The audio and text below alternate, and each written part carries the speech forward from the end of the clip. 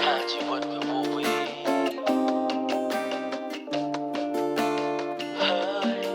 ถ้าชีวิตវាវវី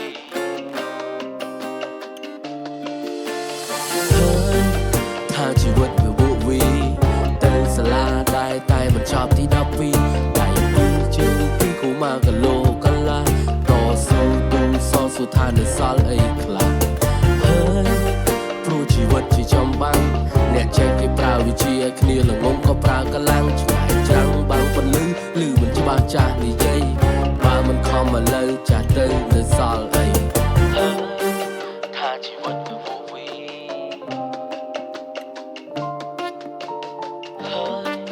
ថាជីវិតវាវវីចេះមិនដល់ដើរឆ្ងល់អង្គុយឈ្ងោកពុកមិនសល់ដេកអង្គុយសុញកណិតពេលគិតដល់កម្មផលឆ្ងាយទៅមិនដល់រោគមិនសល់សល់ទៅវិបយោគឲ្យបងនឹងទុកកង្វល់ការសំណល់កលដំណើរដេកគិតអង្គុយគិតខ្ញុំដើរបដើគិតបដើកុំបហាបើហ៊ានប្រហែសបេះបាត់ឲ្យទុកចិត្តមិត្តបានបើចរិតមិនបានសัตว์បាត់មុខបាត់មាត់ខ្ញុំព្រាត់ផ្ទះសំបែងរត់ចេញមកក្រៅផ្ទះមានអ្នកសល់តែម្នាក់ឯងងុលពុលផ្សែងវងវែងជាមួយនឹងភ្លើងអានឹងឲ្យយូរវ័យក្មេងខ្ចីក្មេងទៅនឹងឆ្ងល់ចង់ឆ្ងល់ឡើងចេះតែចង់ឆ្កឹះឆ្កៀលលួចឆ្វងឆោឆាបដូចជាអាបនៅតាមវាលមានមករៀលស៊ីមកពោះរួមមកគេអ្នកចេះគេចាំពិតជាតែវាល្ងងនេះគ្មានតនេថាជីវិតវាវវី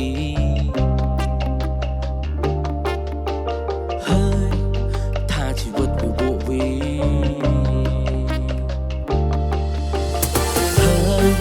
ថាជីវិតវាវវី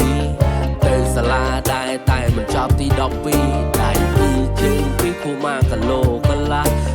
ស៊ូទូសសុថានៅសល់អីខ្លះព្រោះជីវិតជាចំបាំងអ្នកចេះគេប្រើវិជាទៅគ្នាល្ងងក៏ប្រើកម្លាំងឆ្ងាយច្រាំងបាំងពន្លឺឬមិនច្បាស់ចាស់និយាយ